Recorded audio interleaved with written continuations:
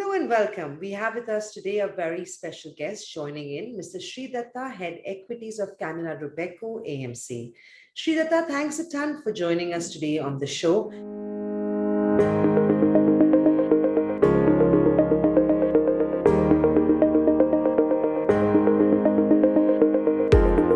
Sridatta, I want to start by talking to you about your view on the markets. The Nifty seems very comfortable above levels of 15,000. Earnings season around the corner. Valuations are being questioned. But generally speaking, we are still holding those levels. How do you feel about the markets? What's your view? Sure. First of all, thanks, Sabina, for having us on for this conversation with ICICI Securities. Uh, so, market levels, there is a lot of time in my personal view people spend in terms of where the market levels are. What people should be spending more time on is what is happening to the corporate earnings growth. That's the holy grail of how the markets behave at all point in time, irrespective of which time span you take. Uh, given this context, let me start with why the corporate earnings have behaved the way they have behaved. In fact, when you look at last 4 quarters, clearly the corporate earnings have gotten upgraded by almost 20%. Just to put it in perspective, we started financial year 21 last year same time thinking that the earnings will be down YOY over financial year 20 by about 10 to 15% to 20% depending on the numbers that we were looking at. What we ended up actually when we finished the financial year results is that we have got an about 15% earnings growth for financial year 21, which clearly means there has been a significant earnings upgrade. Now the market has just reacted to the earnings upgrade. We started thinking that COVID, this is a once in a 100-year event. You did not know how the earnings will pan out, how the growth will pan out. So people at once sold. And when they realized that the corporate earnings are shaping up far better, in fact, last 4 quarters, every quarter you have got earnings upgrade of about 4-5%, which adds to up to about 20% for the financial year. So that's the crux of it, why the market has moved to where it is. There is other way or other perspective in which you can actually put the things. Assuming that there was no COVID, you are at up to about 12,500 Nifty level pre-COVID, that is last Feb probably. Even just by rollover of a 1 year, you would have gotten to something like 13.5 and 14,000 Nifty level, which would have been a normalized level, assuming that there was no COVID. But COVID is there and it has its own set of impact, not so much on the organized sector. And that's why you're not seeing it so much in the corporate earnings growth of a listed space, which is top 300 companies. Whereas when you look at the society in general or economy in general, there are two parts. Anybody and everybody which is part of services, hospitals, hotels, restaurants, education related low-end workers. When you look at the maids, so anybody and everybody who earns less than 15-20,000 per month, clearly that part of society has clearly gotten impacted a lot more.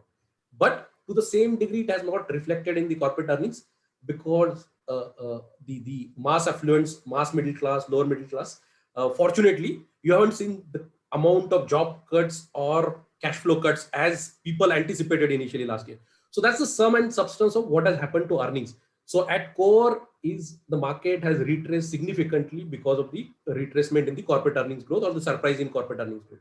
Now that's first part. Second, how are people projecting corporate earnings for next 2 years? For financial year 22, again, the corporate earnings are expected to be very strong, about 30% corporate earnings growth. For financial year 23, another 15% earnings growth. Of course, for financial year 22, when I say 30%, part of it is also to do with the base effect, because in financial year 21, you had first half, which was weak because of COVID, because of closure. So that's the earnings context. So I just put it simply at the start for the viewers, just to understand that in next 30 minutes, I will talk a lot about macro and rest of the stuff. But ultimately, how a particular stock or portfolio or market gets valued is based on what is happening to the underlying corporate earnings growth. And that has been strong. It is cyclically strong. That's one piece. Now, as we go ahead, we'll see what is our outlook in terms of whether it will sustain or not. Now, that's the first part. Second, coming to the outlook, is valuation extremely cheap? Valuation is not extremely cheap. Valuation statistically is about 20 times financial year 23 now, or 22 times financial year 22 earnings growth. which is clearly about one standard deviation higher than the historical averages. But having said that, I would still urge investors to not focus so much on the near-term valuations. And why I'm saying so is because what is effectively happening is that we are coming out of a cycle. Right. And whether there was a COVID or not, no COVID, pre-COVID itself, there were certain sectors of economy which were coming out of the cycle. So, for example, banking, which was coming out of credit cycle anyways. For example, commodities. For example, auto. For example, discretionary, cement, industrials, infrastructure. So, a lot of sectors have struggled in India for last 5 years, and they were naturally coming out of the cycle. Because of COVID, it got postponed for some time, and because of global actually excess liquidity, we have actually got a positive push in a perverse way. So that's the context, and that's why I'm urging the investors not focus so much on the valuation, near-term valuation, but focus on cyclically what is happening in the economy. And when you look at cyclically what is happening in the economy, and when I put it in the context of the sectors, clearly there are two pieces. There are external-looking sectors, which are export sectors, and there are inward-looking sectors, which are consumption and investments domestically and banking. Now, when actually you break this piece, the global macro policies, and just to put it, I'm coming to exports first. Just to put it in perspective, the global macro policies have kind of been a bonanza in a way, from both earnings perspective and from flows perspective. Given the COVID, the US, Europe, and developed countries thought that we will go into massive recession, and what they ended up doing is both. About 10 to 25% of their GDP as a fiscal and monetary support. Right. So monetary support was always there, but the kind of fiscal support that has come in actually invariably leads to upgrades of GDPs in their respective countries. And that's what we have seen. Globally, all the developed countries are actually witnessing GDP upgrades, which means trade upgrades, which means consumption upgrade, investment upgrade in those economies. And we are just part of supply chain for them. Right. So the direct benefit of that has actually flown through to all emerging markets through 2 or 3 channels. One is the demand channel. So demand has gone up. So you have seen in IT what happened. You have seen in pharma, APIs, chemical, export, auto, export, engineering companies. And not only in India, the entire emerging market, good corporate companies, export oriented, have seen this kind of demand environment because the end market demand environment has improved. That's one. So your demand environment has improved from export side. Second, there is a price impact because suddenly demand came in and nobody anticipated this kind of demand. You have inflation across the manufactured goods supply chain, whether it is metals, whether it is paper. I mean, agro commodities. You take any commodities and you have seen inflation. That again benefited the corporates because first was volume. The corporates got volume benefits. Second was pricing benefit. So you got pricing benefit, and combination of these two benefits has also led to a lot of capital flowing into emerging markets because it's effectively earnings upgrades, correct, for those sectors. And so capital starts flowing in. And that's where what you are initially alluding to is that all emerging markets have seen significant amount of capital flows. And that's what you witness. So that's the export piece. So export piece from an environment perspective in a constructive zone. Can it improve significantly from here? Probably not, because the policies are towards their end. I mean, there is no incremental fiscal support that is going to happen in global peace. But the demand environment where it could have been even without COVID, it is even better than that, actually. So in a perverse way, all the export-oriented sectors have benefited out of these policies in terms of their export opportunity. So that's one piece of corporates India. So when you look at from Nifty or BSE 100 or BSE 500 perspective, all export-oriented competitive companies or sectors have ended up doing well. So that's one piece of earnings growth surprise that has come in over last 4 quarters. Second is the domestic oriented. Now, something like auto, the private vehicle consumption will go up. So a person, like if you were to replace your car probably in another 1.5 years period, you would be forced to replace it because you wouldn't be comfortable traveling in public transport as of now. So anyways, there was a replacement cycle of auto which was underway. It got accentuated because of COVID. So auto has witnessed that. Look at the cement. The housing was in doldrum for several years because of COVID. A lot of the real estate developers ended up giving discounts, and to that extent, you have seen volume uptick in real estate, which benefits the cement. Infrastructure, government has given a good push on fiscal side, given the constraints that they have. So you have auto, you have cement, Right. then you have industrials, infrastructure, and the most important is banking. Everybody thought going into the COVID that, oh my God, we are going into a credit cycle again, which means NPA cycle again, because economy will be closed for 6-8 months. You don't know what kind of NPA creation will happen or slippages will happen in the banking system. Thankfully, we have come out far better than even what the regulator thought. Regulator thought that, which is RBI thought that the NPA creation will be anywhere between 7 to 12%. We ended up, for at least top 10, 12 largest financial institutions of this country, including your parent ICICI, they have the NPA, additional NPAs of NPA plus restructuring of about 3 to 5% only. So when you put these two buckets in place, you are in a cyclical upturn from earnings perspective. That is the point I'm trying to make, that on global front, the macro policies have helped the demand and pricing both. And domestic front, there is a push from government on the capex oriented sectors. There is a natural recovery that is happening in some of the household oriented sectors like auto, the housing. Banking system did not actually go through the problems that we anticipated, and to that extent earnings have gotten upgraded.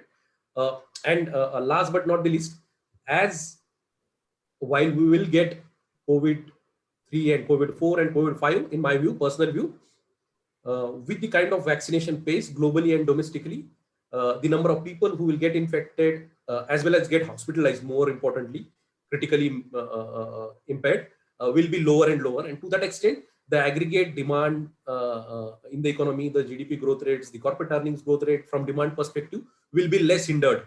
I'm not saying that there will be no COVID 3. We might hit COVID 3, but I would be really surprised if in COVID 3 we get the kind of numbers that we got in COVID 1 and 2. Because by that time, if you actually take current numbers of 10, 12 crore rupees, 10, 12 crore people getting vaccinated every month, probably by September, October, you would have significant part of your country, and that to a developing country like India, getting vaccinated. By that time, most of the large developed countries will be fully vaccinated almost. Right. So that's the overall outlook. Has market done well? Market has done well, but that has done well because of the corporate earnings upgrades. How's the macro environment? Global macro environment still remains constructive. Liquidity still remains good. And one important factor which a lot of people actually miss is that the global policies have allowed the emerging markets to keep very benign liquidity environment. Right. So your cost of capital is low, which is on the debt side. When you see the deposit rates of ICICI at 5% for 1 year, which is also a function of kind of liquidity that is there in the system, and it is enabled by the global central bankers' policies. So that's on debt side, you have low cost of capital, and on equity side, look at what is happening in market. Right. So there is a clear underlying theme of the corporate balance sheets getting repaired. So when you look at the corporate balance sheets, both cost of debt is low and risk capital, that is equity, is available abundantly through IPOs, QIPs, OFS, QIBs, and at a very handsome valuation. Right. Which enables the balance sheets to get repaired. So that's the sum and substance of how we are looking at corporate earnings growth. So near-term valuation looks little fair. So to that extent, we might witness a rotation as well as consolidation for some time, because anyways, we have seen a sizable up move in last 2 months of about 10%. So to that degree, can anybody predict near term? I don't think that is a good exercise to do. I have tried it for 15 years and I have never succeeded in doing that. But what works, I think in my personal view is, as long as the trajectory of corporate earnings is strong, and I don't think there is any reason to believe to change it today, over next 2-3 years, your equity IRRs, which means your returns, and there could be a little more back-ended than given the upfronting of returns that has happened, still looks like far better than any other asset class. And that's what our broader equity view is. Right. Sridatta, obviously, that's nice to hear that it's a constructive view, and you're right. Near-term prediction of markets is crystal ball gazing, and there's really no way to even time the markets. But talk to me about, how does India stack up against its peers? Are we still expected to see very healthy inflows from FIIs? And I ask you this because we saw record inflows from FPIs since 2013, with foreign holding now at 27.6% in our markets versus the long-term average of 19.6%. I know recently there is some talk in the media that Chinese inflation is a worry, and so are the other emerging markets when you talk about inflation. But how do you think it's going to look for us if China loses? Historically, at least India usually gains the liquidity pie. Where do you see India as compared to its competitors or its peers? So there are two, three ways to look at it. First, of course, is a structural way to look at it. How does India stack up, which was your first question, in terms of basic fundamentals? Now, basic fundamentals doesn't mean that the outcomes will be very linear. Okay, that has been the case with India. In fact, India has got, in my personal view, India has not got its fair share given the size of the country and diversity of the country in terms of corporates.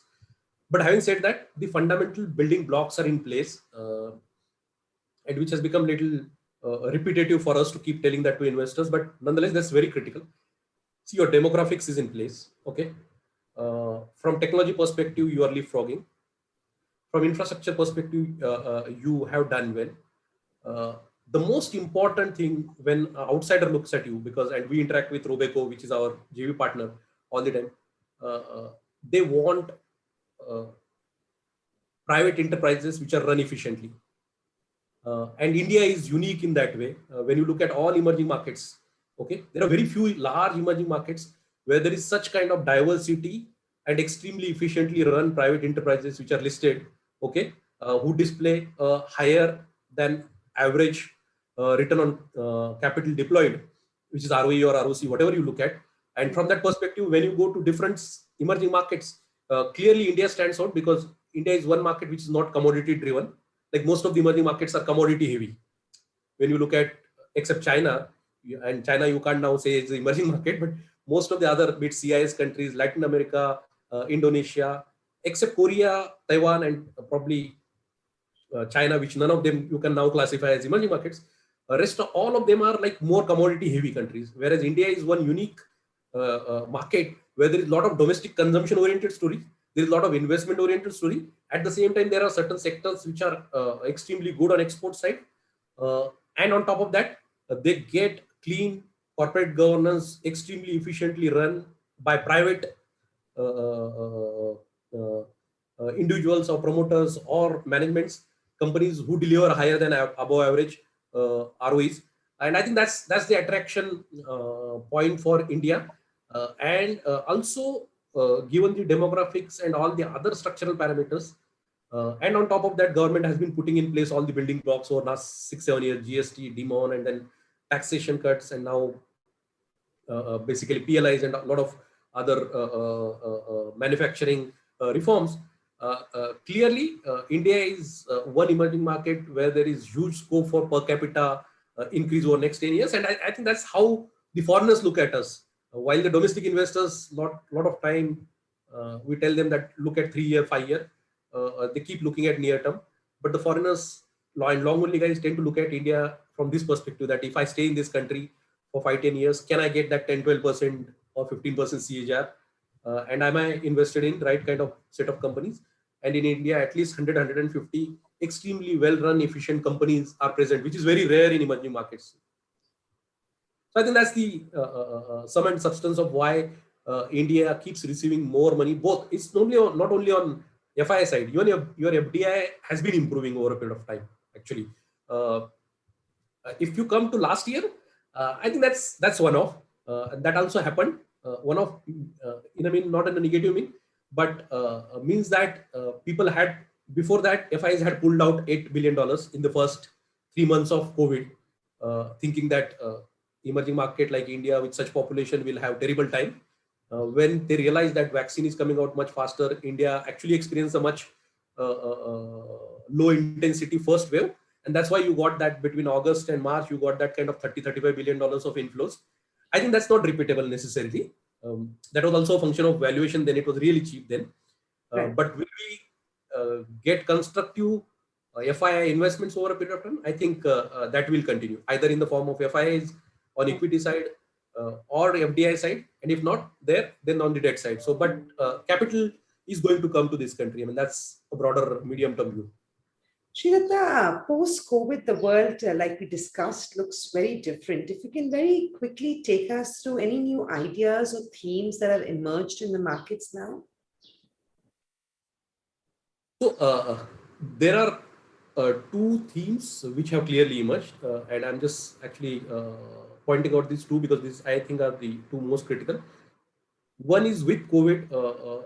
For the first time, there was always a little bit of political apprehension in the West about China, but it has got accentuated significantly. Significantly means significantly, and which only means that China plus one strategy is going to happen. Of course, it will not happen in 1 year, but there are already inquiries in sectors where India as a exporter is good in terms of scale, in terms of skill sets, and to that extent, I think that is one theme which is going to be there clearly, and it will play out, be in electronic gadgets, be it chemicals, be it auto, IT, pharma, all those export-oriented sectors. I think it will play out to different degrees in that. So that's one theme clearly. Second, I think for the first, because of COVID, and now in hindsight we don't feel so much surprise about it. But with COVID, people have realized that the product and service delivery can be significantly more digital, and to that extent, the disruptions in business models as well as digitalization of business models in terms of every aspect of business, right from manufacturing till delivery or marketing, had changed significantly. And to that extent, anything and everything that has to do with the platforms, to do with the digital, to do with the IT, I think selectively the demand environment or the valuations or the longevity of those businesses has clearly been seen in the different context than what we used to see, say 1.5 years back. I think these are the two clear themes I think can be pointed out. And third, which is more core and which has nothing to do with COVID, but just probably contextually, I think the domestic capex manufacturing, be it driven by exports as well as domestic manufacturing, I think after 5-7 years, there will be some leg up in that part of the economy, because balance sheets have been cleaned up, demand is gradually improving, exports is. So I think these are the 2-3 things that I can think of. Right. Sridhar, I want to talk to you about Canara Robeco's FlexiCap fund, which is a mix of value and growth. Now, this has been relatively shown strong performance and has been a preferred fund in the FlexiCap category. Can you bring us up to speed with the fund portfolio's performance? Any sort of updates that you'd like to share with our investors and viewers? So, all the time I keep telling the investors, whether it is on the platforms like you guys or the individual IFAs, that performance is ultimately an outcome of the core fund philosophy, strategy, and process. These three, and I think that's where whether COVID, not COVID, even in last 5 years, if you look at, we have not kind of experimented or changed that philosophy, and that philosophy has largely remained same. So when rather than taking through the entire stuff, I think two things that I want to share, and which is more on portfolio strategy. The portfolio strategy is a combination of good compounders and alpha generators. This is what I call as the fund strategy. That is it's a combination of these two segments in terms of business characteristics. So compounders are about 70% of the portfolio at ballpark at all point in time, and alpha generators are about 30% of the portfolio at all point in time. And what are compounders? Compounders are effectively businesses which are very resilient. They have some form of competitive advantage. They are typically leaders or second in their respective segments, and they deliver very smooth and homogeneous earnings visibility, longevity at all point in time, as a composition of that 70. Not that every company will deliver that every year, but as a composition of that 70% portfolio. Right. These businesses don't go through huge drawdowns. So this gives you two advantages, this part of the portfolio. One, the businesses are proven, so failure rate is far lower, your success rate is far higher. It gives you base return. They deliver very fairly consistent earnings growth as a basket of those 70%. That gives you best return. And they outperform massively on downside because those are the best businesses in the country or best businesses in respective segments. It doesn't have to be large cap, mid cap, or small cap. It can be anything, but those in their respective segments are extremely competitive. So that part of the portfolio takes care of the drawdowns, the resilience to the portfolio, and at the same time base return. And in cricket parlance, it is like this: on every ball, you don't have to hit 6. 5 balls or 4 balls, you try to score 1. And rest 2 balls which are loose, you try to score 4s or 6s, and that's how the portfolio strategy is basically. So compounders are actually those first 4 balls, and as you go to next 2 balls, which is basically alpha generators. So this is a segment where the businesses are not necessarily best. Of course, we don't compromise on the quality of management and quality of business, but these are top 2 quartile businesses going through cycle. So they are creating or they are alpha generators because there is alpha in earnings which is going to happen over next 2-3 years, and that alpha in the earnings or turnaround in the earnings can be a function of anything. I mean, it can be a function of basically operating leverage or financial leverage coming in. It can be a function of basically credit costs going down, like what you saw in banking sector, corporate bank side. It can be a function of competitive intensity going down in the segment. It can be a function of capital allocation strategy changing by the promoters. So for some reason, these businesses are going through the earnings upgrades, significant earnings upgrades, either earnings upgrades or a combination of earnings upgrades and valuation upgrades.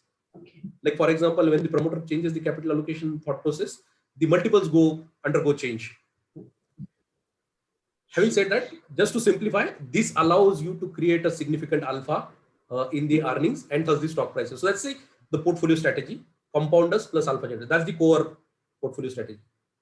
Right. And Sridatta, like you mentioned, that hasn't changed in the recent past as well. I know the FlexiCap fund is sector agnostic, but give me a sense of what sectors are you overweight on, what sectors are you underweight on. Financials, I believe, still takes up quite an overweight position in in the FlexiCap fund. Sure. So financials, in terms of how the portfolio is positioned, the portfolio is currently overweight on financials. It is overweight on industrials. It is overweight on discretionary. It is to some degree overweight on IT, although we are reducing the overweights in IT. It is overweight on gas value chain. It is overweight on chemical value chain. These are the parts of the market which the portfolio is overweight on. Right. And the portfolio is underweight on energy, that is oil, utilities, and the staples, that is FMCG. These are the 3 segments the portfolio is underweight on. Now, these overweight sectors is a composition of actually exporting sectors, which is IT, exporting pharma, as well as chemicals, which are exporting sectors, and the domestic opening of sectors, which is financials, consumer discretionary. These are the sectors which have gone through a lot of pain. We think that we are about to get out of that pain over next 4 quarters. And if our thesis is right, over next 4 quarters, you will see a lot of credit growth for banking system. You will see a lot of consumption in auto and non-auto discretionary part of the economy as economy opens up. Just think about this. Like if the jewelry shop opens up, there is one of the company in our portfolio. I think it's going to be disproportionate amount of growth in anything and everything to do with the consumption as economy opens up, because people have been actually holed up in house for last 15-16 months. And it's not as if savings have declined. In fact, savings have gone up. So that's the perspective on financials and discretionary. And industrials, as I said, after a long time, industrials infrastructure is coming out of cycle. There is a government push.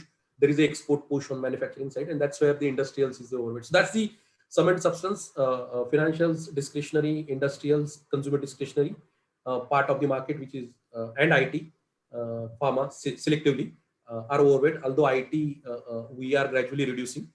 And on the other hand, there is underweight on energy and staples. Right. Sridatta, we've talked about your view on the markets, but in terms of advice to our investors and viewers, what is it that you're advising them? Retail investors or participation in the market continues to be at record levels. What should an investor do right now? Should they continue investing in the markets through an SIP? Should they be making a lump sum investment at this point, or should they be taking a pause and waiting for a correction? What is your advice? So the first point is actually waiting at any point in time can lose you more money than not participating. So I wouldn't advise anybody to wait. Okay. And in every talk that I do with the retail investors or general retail investors, the advice that I give is always that spending time in market is more important than trying to time it. So I wouldn't advise timing it. That's one. Okay. Having said that, there is a lot of positives which have been factored in market. There is a little bit of enthusiasm, extra enthusiasm, in fact, in retail investors. And to that extent, I would, and the valuation is at a fair zone from near-term perspective. To that extent, I advise people to go through SIP route incrementally rather than actually doing lump sums. That's second. Third, which you are not asked, but still I am advise to retail investors is that it always looks good when daily you go in market and trade and make money. It looks very easy. But typically in last 16 years when I'm in market, I haven't seen it ending in a very good shape. Okay. So I would advise people to be very cautious while investing directly, unless until they are themselves are experts and doing research on their own. Don't trade on somebody else's tips. And that's the third advice. I think those are the 2-3 things. And fourth, I think from next 3 years perspective, I still see that this asset class beating most of the asset classes hands down. And to that extent, you continue to do your SIPs. Right. Thank you so much, Sridatta, for sharing that perspective with us. Thanks a lot, Samina. Markets. Thanks a lot. Thanks. A view on the FlexiCap fund from the Canara Robeco stable. Thank you very much. Thank you. Thank you. Mutual fund investments are subject to market risks. Read all scheme-related documents carefully.